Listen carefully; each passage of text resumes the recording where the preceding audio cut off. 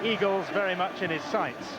His departure swelled the Selhurst coffers by more than £3 million, half of which was paid out immediately for a true bald eagle, Attilio Lombardo, whose ability and attitude have mightily impressed the Palace staff so far. The Italian takes his place in a team unchanged from victory over Everton and a defeat by Barnsley. Australian Kevin Muscat is the only other foreigner. Kevin Miller and Paul Warhurst are more homespun newcomers. Leeds too see no need for alterations. Bruno Ribeiro is a newly arrived Portuguese under-21 international. David Robertson came from Rangers. Lucas Radebe is on the bench, having just helped South Africa qualify for the World Cup finals. And they have the Premiership's most exotically named player in Jimmy Floyd Hasselbank. Born in Suriname, raised in Holland and discovered in Portugal. After problems with the likes of Yeboah and Brolin, George Graham is banking on less hassle from Hasselbank. The lights went out on Uriah Rennie at Derby last week, so this is really his Premiership bow. Potential miscreants beware. He's a magistrate and an expert in martial arts. Leeds in the all-white strip get us underway. They've started the season with promise. Palace, whose ambitions, I dare say, are perhaps a touch lower than Leeds this season. They've started with spirit and with some passion as well. Jimmy Floyd Hasselbank, just Jimmy to his fans.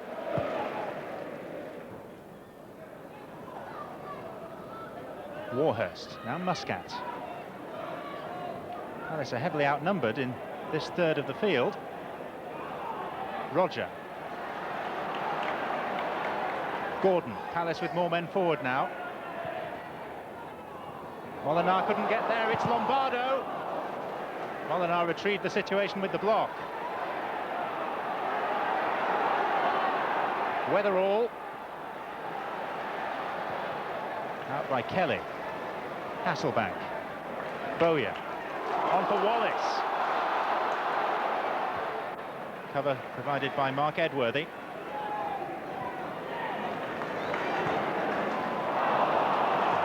That was the first sight of the Leeds goal that Palace have had, and it was Attilio Lombardo who, having taken advantage of Molinar's mistake, was then thwarted by the same player.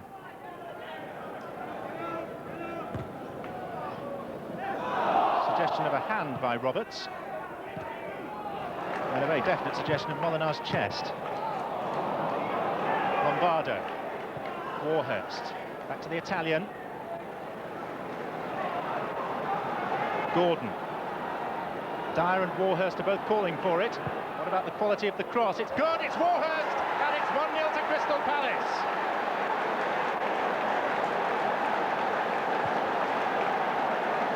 After an awful lot of mediocrity, a classical passage of play.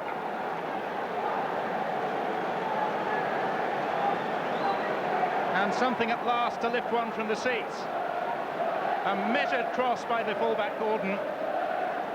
And the perfect header back across the keeper from Warhurst for his first goal for Crystal Palace. Simple, yet deadly. Gordon. Dyer. Oh, he's done ever so well, Bruce Dyer. And so, for that matter, has Nigel Martin.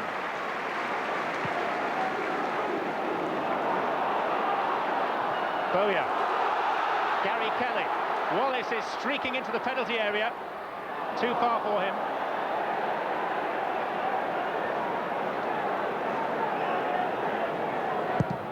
Lombardo.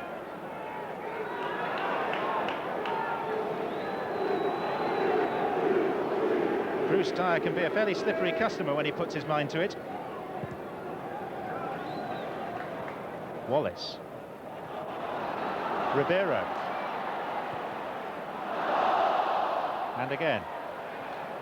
Very nicely balanced player, Ribeiro. This is Wallace. And was Lee Bowyer balked by Edworthy? He was. Muscat is not showing the utmost common sense by getting involved with the referee in remonstration. And it's a yellow card for Edworthy's challenge. It was Wallace that played him through, and there was a defender covering. There's now been a yellow card for Kevin Muscat for dissent. Hopkins over the ball. It's Hasselbank.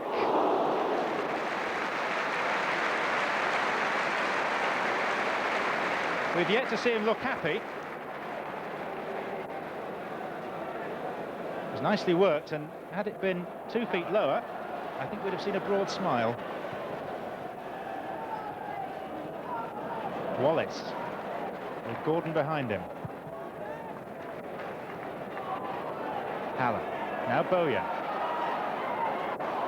General frustration at the lack of potency in this Leeds team at the moment. Kelly. 4 players inside the penalty area. Is Edworthy's header away. Robertson. 3 times. Hasselbank. A second time. He's away from Lineker. The first time, really, that Kevin Miller in the Palace goal has been called into serious action. And it comes 3.5 minutes into time that's been added on by referee Rennie.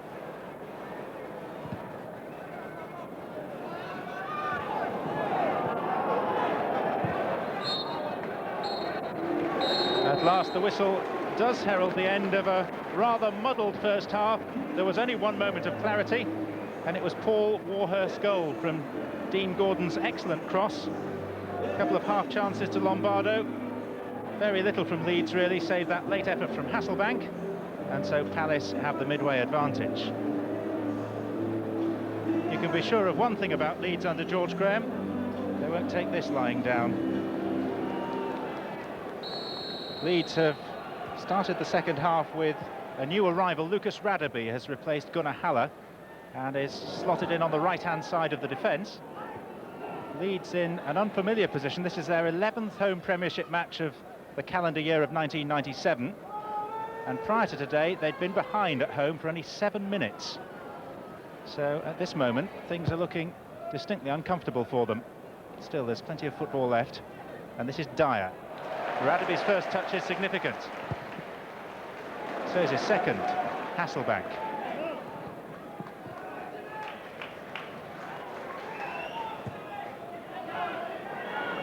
Lineker.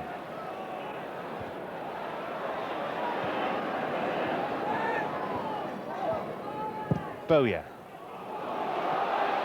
Edworthy is the defender. And the presence of Rod Wallace was enough to force him to concede the corner.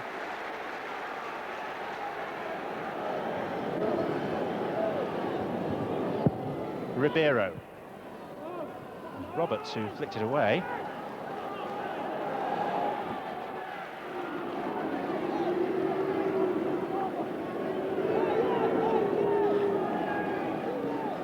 David Hopkin will be feeling this deficit more keenly than most as a former Palace player. That'll be a corner off Tuttle.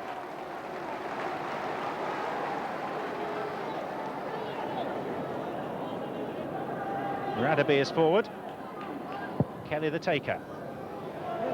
Goalkeeper came a long way and couldn't get to it before Molinar. Muscat. Fine challenge by Ribeiro. And it came off Roberts' head.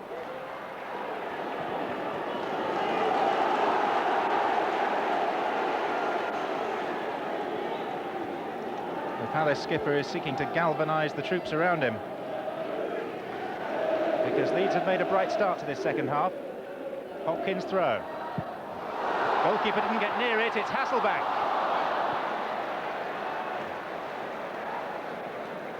Well, the one fallibility that screams out at you from what we've seen of Kevin Miller so far is that against the high crossed ball, or in this case the long throw from Hopkin, he's been made to look distinctly uncomfortable. Robertson. Cleanly taken by Dyer. Oh, for some support.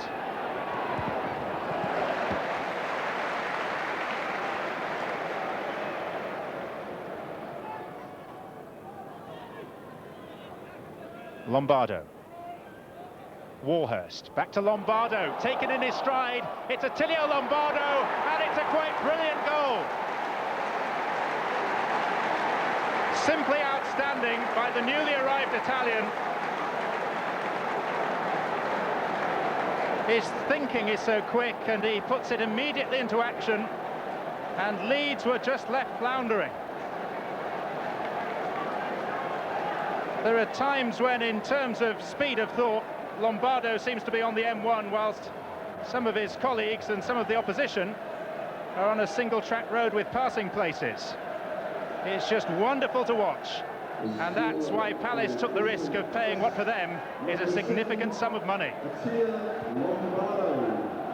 Ray Wilkins is acting as Lombardo's interpreter. His days at AC Milan have given him a decent smattering of Italian. Hopkin. It's a better ball to Robertson.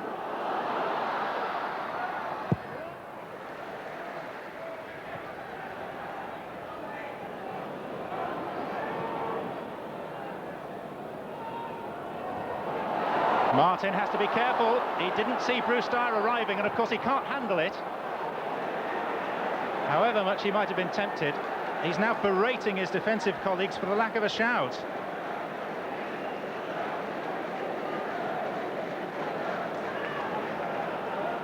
Roberts.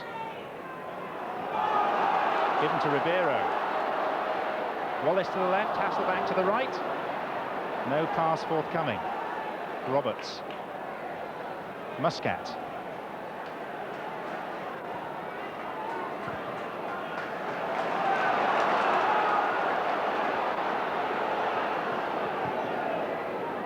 Hopkin. Robertson outside him. Used as a foil.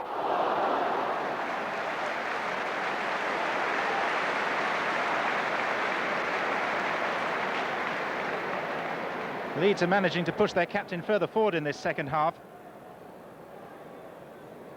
And surely that's where he's going to be of most threat and most use to them. Nigel Martin, though, seemed to be out for a Saturday afternoon stroll and then was rudely awoken.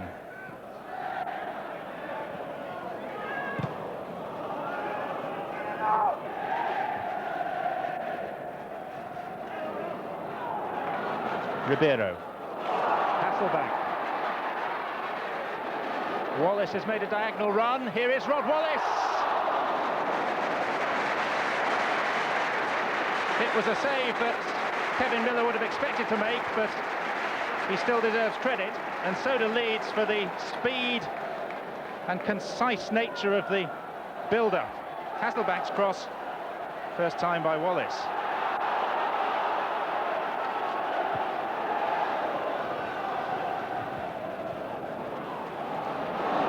Leeds are beginning to bite a little more in midfield, as indeed they need to. This is Wallace. This is Ribeiro, wants it on his left.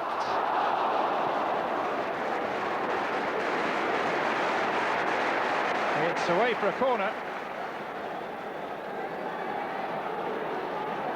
Good run by Wallace. And the block took it wide. Ribeiro. Weatherall.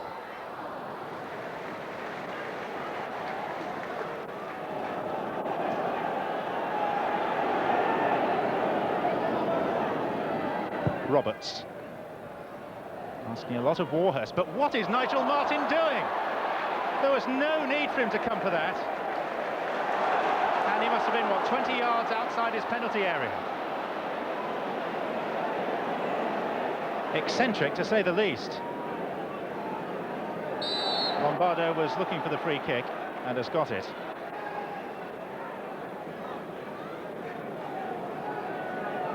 There was a feeling of amazement around the stadium that Nigel Martin had even gone for it. There was a defender back there, Lee Bowyer, who would have covered, and he got himself into all sorts of trouble.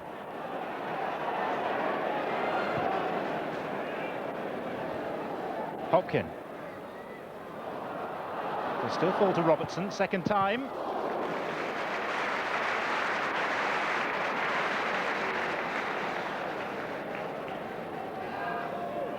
Crisp from Robertson, but fairly comfortable for the keeper.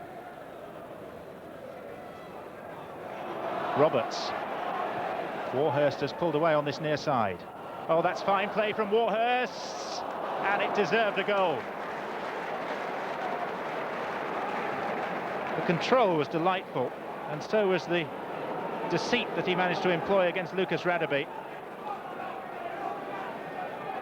Only the finish was lacking.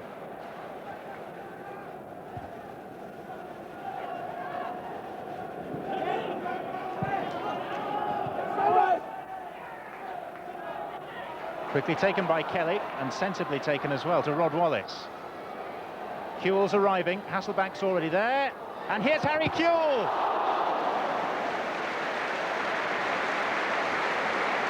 Who arrived completely unannounced beyond the back post. Palace didn't see him, and it was a decent stop by Kevin Miller. Another change by Palace, Paul Warhurst, the scorer of the first goal, has come off, and Neil Shipperley is his replacement. Kelly's kick. Weatherall, and over the crossbar from Haaland. So both substitutes have made an early mark. Kewell forced the corner, and Haaland rather wasted it. Crystal Palace are making their last permitted change, and it's Attilio Lombardo who's coming off, having contributed so much, including a splendid goal, even a handshake for the referee. And up in the director's box, Cesare Maldini's assistant is here and will have noted Lombardo's form with important World Cup qualifiers, notably against England, coming up. Ball still in play with Dougie Freedman. 4 Leeds defenders around him, and only Shipperley, and now Roberts available. Took a deflection, and if that goes out of play, it'll be a corner, which is what Leeds can ill afford. Nor can they really afford a throw-in.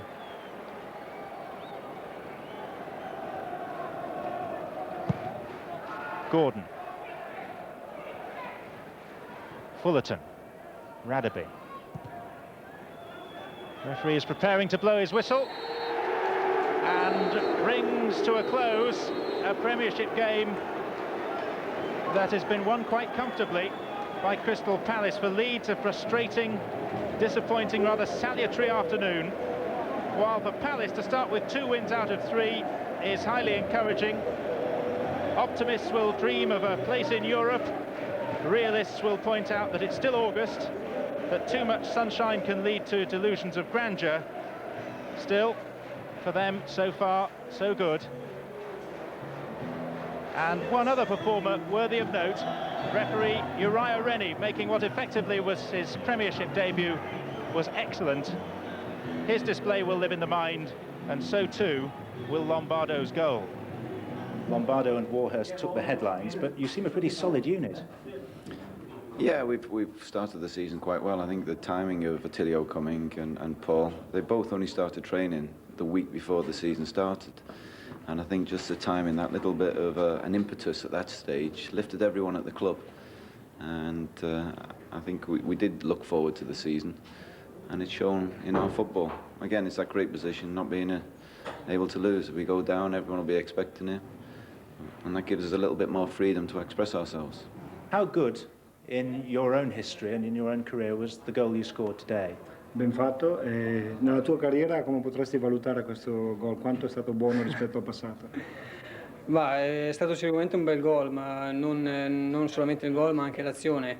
Però penso che in Italia deve aver fatto dei gol, almeno qualcuno più bello di questo, e mi auguro di farne ancora tanti. Poor result today and a poor performance.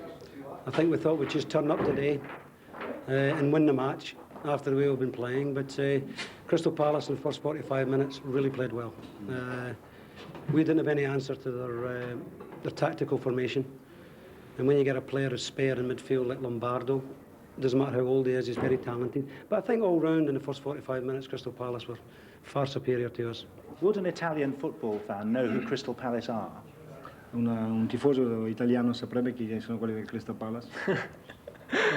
No, perlomeno non penso, anche perché in Italia si pensa soprattutto ai nomi grandi delle squadre più grandi del Crystal Palace. L'anno scorso si pensava solamente a Cantona, Beckham, a Shearer, però mi auguro che in Italia adesso possano scoprire sicuramente anche questi giocatori del